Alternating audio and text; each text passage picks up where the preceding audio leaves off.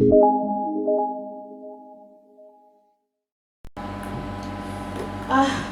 to do this? It's too hard. Why do you so stressed?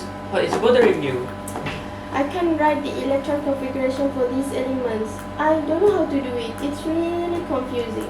Oh, electron configuration. It is really easy. Let me teach you. First, the S block contains the elements of group 1 and group 2. The S block elements have either a half-filled or a fully filled s orbital in their valence shell. For P block, the P block contains elements of groups 13, 14, 15, 16, 17, and 18. The P block elements have valence shell configuration ranging from S2P1 to S2P6. The electrons are added to the p orbitals in the outer shell. There are two methods to write electron configuration. The first method is by using noble gas preceding the period, and the second method is by stating shell configuration one by one. Wait. Can you explain it in a more easier way? Okay, follow me.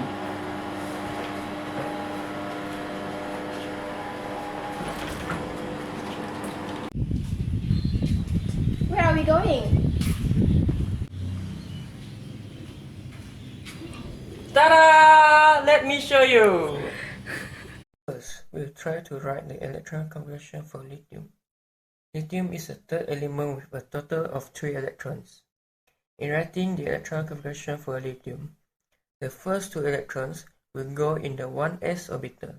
Since 1s can only hold 2 electrons, the remaining electron for lithium goes in the 2s orbital.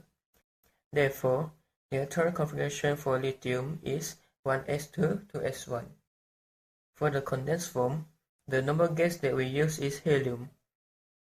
Therefore, the condensed form of lithium is He2s1. Oh, let me try to write the electron configuration for aluminium. To write electron configuration for aluminium, first step, determine the position of aluminium. Second step, find the symbol for the aluminium on a periodic table, and we need to know the number of electrons for the aluminium atom. In writing electron configuration for aluminium, the first 2 electrons will go in the 1s orbital. Since 1s can only hold 2 electrons, the next 2 electrons for aluminium go in the 2s orbital.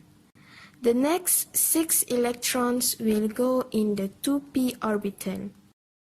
The p orbital can hold up to 6 electrons, then put next 2 electrons in the 3s orbital. Since the 3s orbital row full, we'll move to the 3p where we will place the remaining electron. Therefore, the aluminium electron configuration will be 1s2, 2s2, 2p6, 3s2, 3p1. But we can write it in condensed form by using noble gas preceding the period.